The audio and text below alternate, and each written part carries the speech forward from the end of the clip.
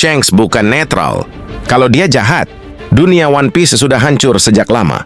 Tapi kalau dia benar-benar baik, kenapa dia justru lebih sering diam? Hari ini kita tidak akan membahas Shanks sebagai Yonko, tapi sebagai penjaga keseimbangan dunia. Perang Marineford adalah bukti paling jelas. Lautan penuh darah, Whitebeard mati, Ace mati, Akainu masih ingin membantai. Dan saat itu Shanks datang tanpa armada besar, tanpa teriakan perang. Cukup satu kalimat, "Kalau masih mau bertarung, hadapi aku." Dan perang berhenti. Bukan karena Shanks paling kuat, tapi karena kalau Shanks ikut turun, keseimbangan akan runtuh. Sengoku tahu itu. Akainu tahu itu. Dunia tahu Shanks bukan petarung biasa. Yonko lain dianggap ancaman. Tapi Shanks diizinkan bertemu Gorosei. Duduk, berbicara tanpa borgol, tanpa senjata.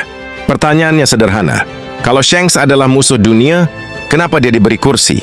Jawabannya mungkin tidak nyaman, karena Shanks berguna, bukan sebagai pion, tapi sebagai penahan.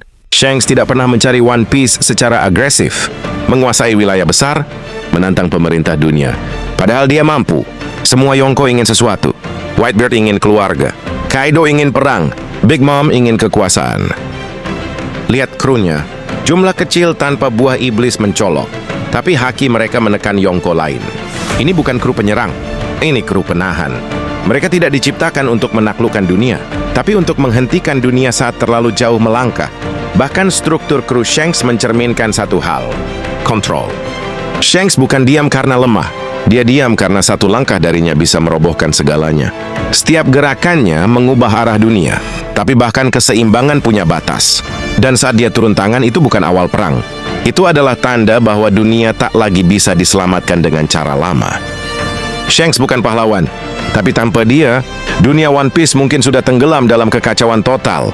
Dia bukan simbol kemenangan, dia simbol penundaan kehancuran. Dan saat Shanks akhirnya memilih sisi, keseimbangan akan hancur. Dan dunia akan dipaksa memilih takdirnya sendiri.